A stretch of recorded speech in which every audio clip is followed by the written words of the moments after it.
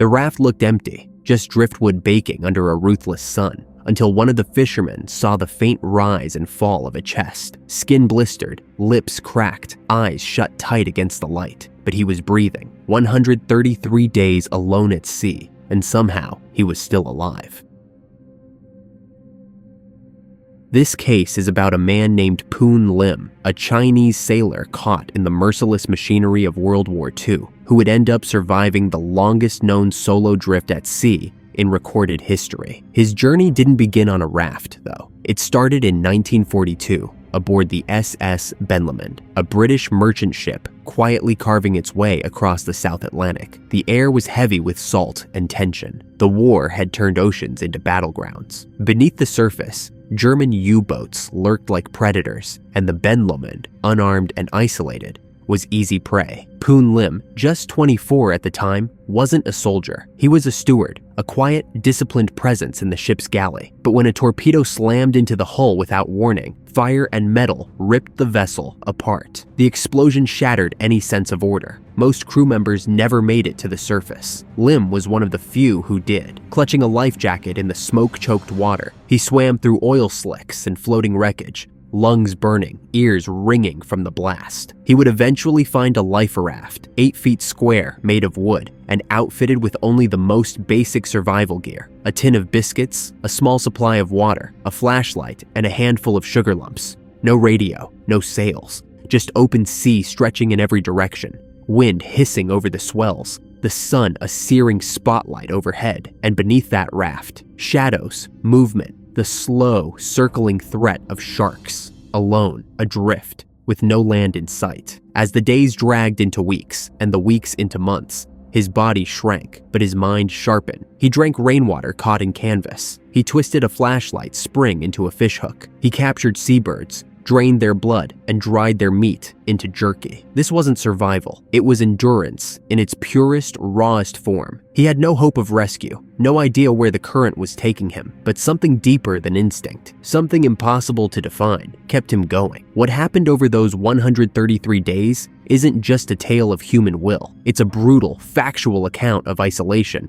ingenuity, and a man's refusal to vanish into the sea without a fight. The raft creaked with every wave, a fragile square of wood adrift in an endless, merciless ocean. The sun rose each day like a blowtorch, searing Poon Lim's skin, drying out his lips until they cracked and bled. At night, the cold swept in like a punishment, and the black sea seemed to breathe. There was no land, no ships, just the sound of water slapping wood, the whistle of wind, and the gnawing silence inside his own mind. Poon had no formal survival training. He wasn't a soldier, just a merchant seaman, but what he did have was clarity and time. The raft was small, but it carried just enough to offer him a chance. A single canvas canopy to block the sun, a tin of British Army biscuits, some sugar cubes, a flashlight, a small jug of water. That was it. Enough for a few days, maybe, but Poon didn't panic. He started rationing immediately, every biscuit broken into crumbs, every drop of water held under his tongue like gold. As days turned into a week, the ocean began to change. The heat became unbearable. His clothes were soaked in sweat by mid-morning, and when he tried to sleep during the day, the sun burned through the canopy. At night, swells lifted the raft like a breath, then dropped it hard, jerking him awake just as he started to dream of food, of warmth, of anything solid beneath his feet. On day 8, the water ran out. It hadn't rained. His tongue felt like sandpaper. His skin, now blistered, flaked with every movement. But the ocean had no sympathy. The skies stayed cloudless. He watched as seabirds circled overhead, mocking him. And that's when something changed. He realized the only way to survive was to adapt, to make the sea work for him.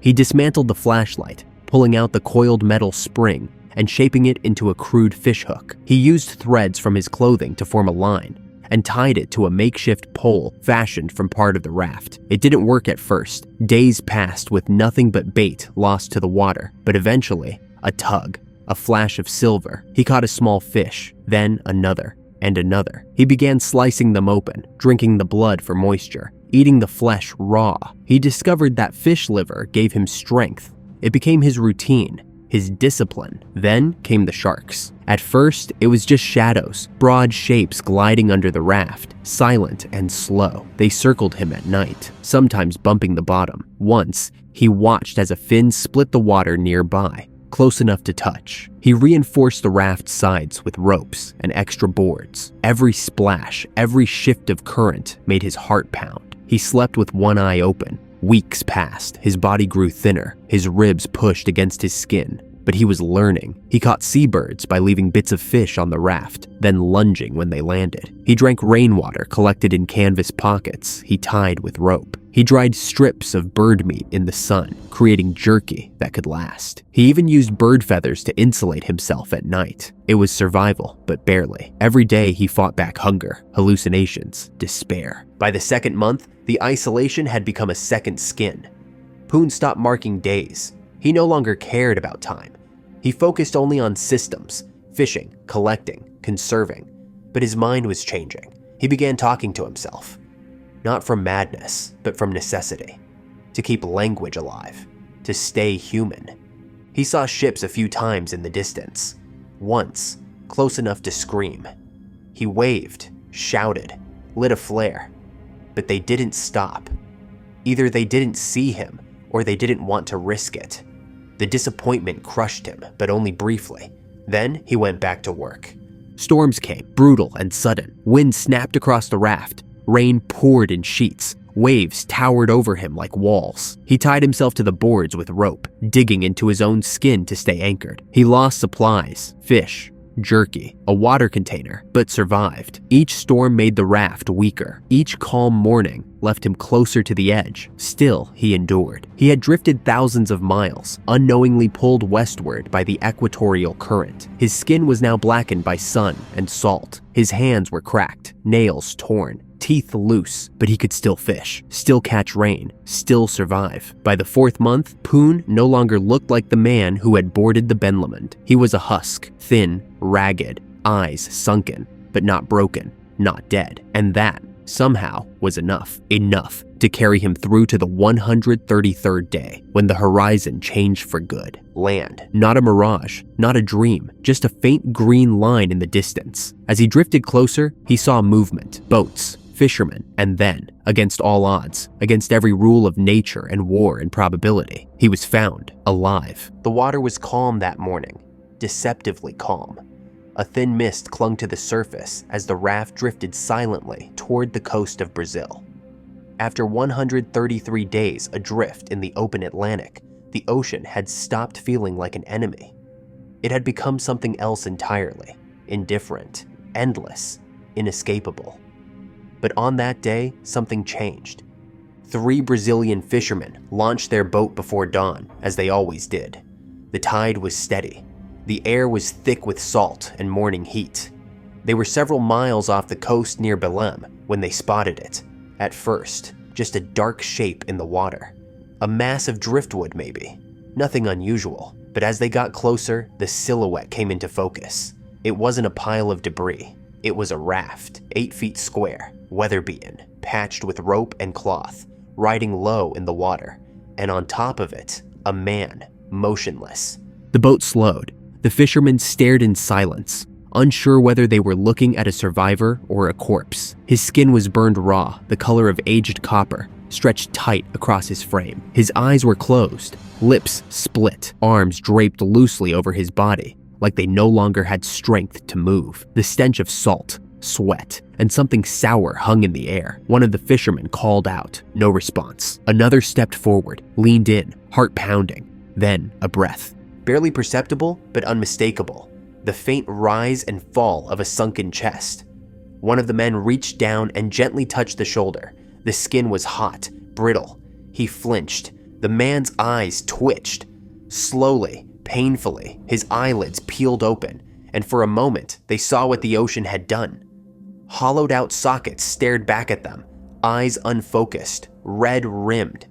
But they were alive. He was alive. They hoisted him aboard. His body was limp, sagging like soaked cloth, every joint resisting. He weighed almost nothing. The raft had preserved his life, but it had taken nearly everything else. His pulse was thin. His muscles had atrophied. His hands were cracked. palms blistered from sun and rope burns. One finger was infected, swollen, and darkened at the tip. His ribs jutted out like scaffolding beneath parchment-thin skin. They wrapped him in cloth, gave him water. He couldn't speak. His throat was too dry, voice too gone. But he tried to thank them. Tried to explain in broken whispers where he had come from. The fishermen couldn't understand the words, but they understood the truth. Whoever this man was, he had just returned from a place no one was meant to come back from. They rushed him to the nearest hospital. Medical staff were stunned. The initial examination revealed rapid muscle loss, signs of severe dehydration, and extreme malnutrition. His body had consumed itself to stay alive. He was 10 kilograms lighter than when he had boarded the Benlamond. His electrolyte balance was dangerously off. He had scurvy, minor infections,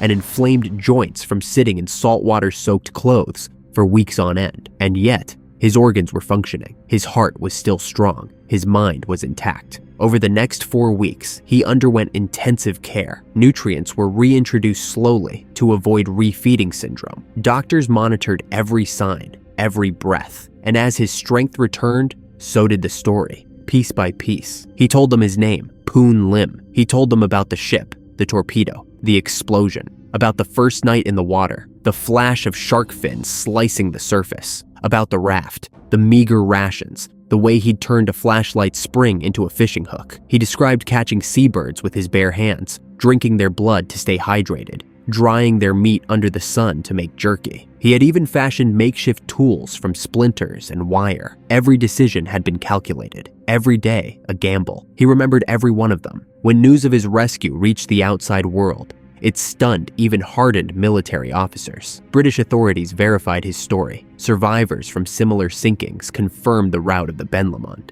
The German U-boat logs matched the location and date of the attack. Everything aligned. This man hadn't hallucinated his suffering. He had endured it, survived it. Word spread quickly. Newspapers called it a miracle. Journalists swarmed the hospital. Some came just to look at him, as if trying to understand how a man could live through something so unthinkable. The British Empire awarded him the British Empire Medal for bravery and endurance. He was invited to England as a guest of honor. The United States granted him citizenship, but for those who saw him that first day, curled up on a raft, half dead in the blinding sun, the medals were secondary. The miracle wasn't that he survived. The miracle was that he survived with his humanity intact. Poon Lim recovered, yes, but he never escaped. Not really. His story made headlines, earned him medals, got him interviews, but none of that erased what the ocean took. After his rescue, doctors fixed what they could, rehydrated him, fed him carefully, helped him walk again, but no one could reach the part of him that had spent 133 days